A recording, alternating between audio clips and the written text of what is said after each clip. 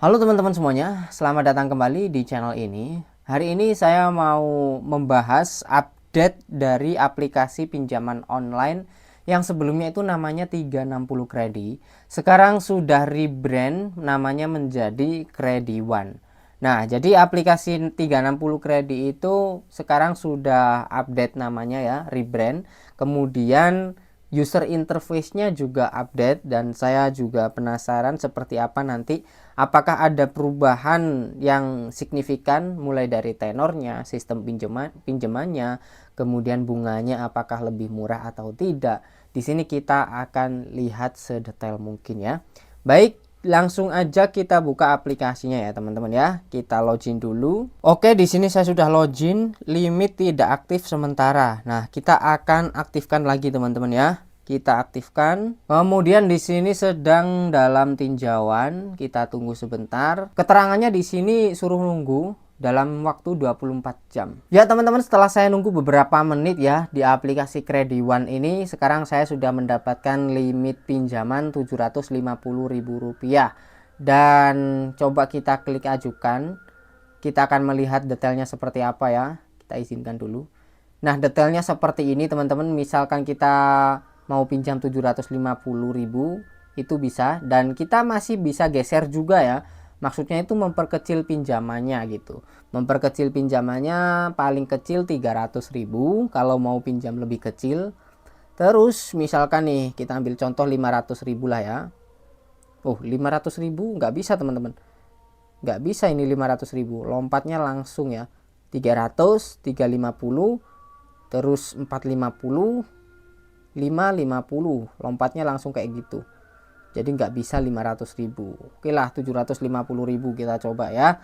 Terus di sini berlaku hingga 200.000.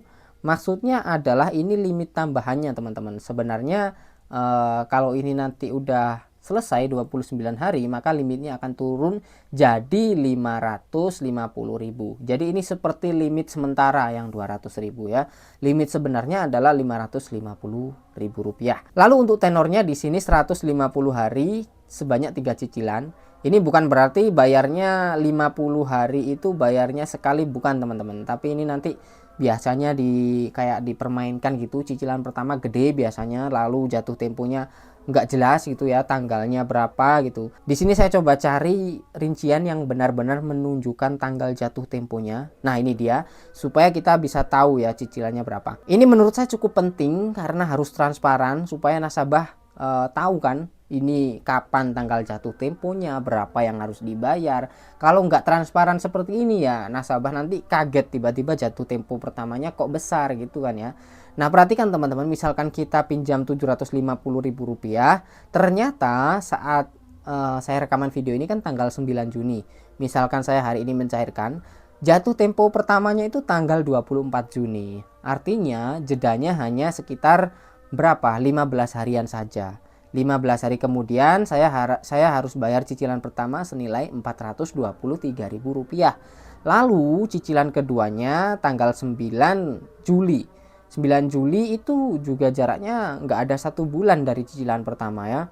Dan nominalnya Rp423.000 ya. Ini udah separuh lebih teman-teman ya, separuh lebih dari pinjaman pokok kita ini cicilannya. Kemudian yang terakhir itu tanggal 6 bulan 11. Nah, jauh banget kan. Jadi cicilannya itu terletak pada bulan Juni dan Juli. Lalu Agustus, September, Oktober itu gak bayar apa-apa. Bayar lagi itu bulan 11. Itu kan menurut saya ya lucu gitu teman-teman ya. Masa ngawang, masa langsung loncat 3 bulan. Lucu ya. Orang berpikir pasti akan setelah di cicilan kedua, orang akan berpikir wah kelamaan nih nunggu jatuh tempo 3 bulan lagi. Mending saya lunasi sekalian aja. Pasti seperti itu ya. Dan itu akan menguntungkan pihak aplikasinya. Kenapa? Karena perputaran uangnya lebih cepat tanpa harus menunggu bulan 11 karena nasabahnya sudah melunasi lebih cepat gitu. Kalau saya sendiri di sini kurang cocok dengan sistem pinjaman seperti ini teman-teman. Saya lebih cocoknya itu yang adil, fair teman-teman. Misalkan tenornya 6 bulan misalkan gitu ya. Ya udah, fire tanggal jatuh temponya itu menyesuaikan tanggal saat kita pinjam. Saat kita pinjam tanggal 9 Juni misalkan, ya jatuh temponya nanti tanggal 9 Juli bulan depan. Dan seterusnya, 9 Agustus, 9 September, seperti itu. Itu yang saya cocok gitu ya. Kemudian nominalnya juga flat, per bulannya sama.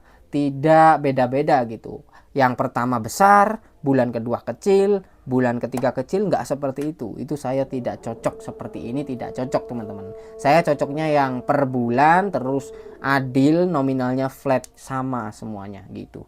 Oke, jadi saya rasa udah cukup detail ya untuk rincian aplikasi pinjaman online terbaru dari Kredi One yang sebelumnya namanya adalah 360 Kredi. Jadi kesimpulannya adalah aplikasinya tidak ada bedanya, bunganya dan sistemnya tidak ada bedanya dengan sebelumnya, gitu ya. Sama saja. Hanya saja di sini user interface-nya ya dipermak dikit lah. Tapi pada intinya sama aja, gitu sih. Terima kasih buat yang udah nonton sampai selesai. Jangan lupa tekan like-nya kalau teman-teman suka. Sampai jumpa lagi di konten selanjutnya.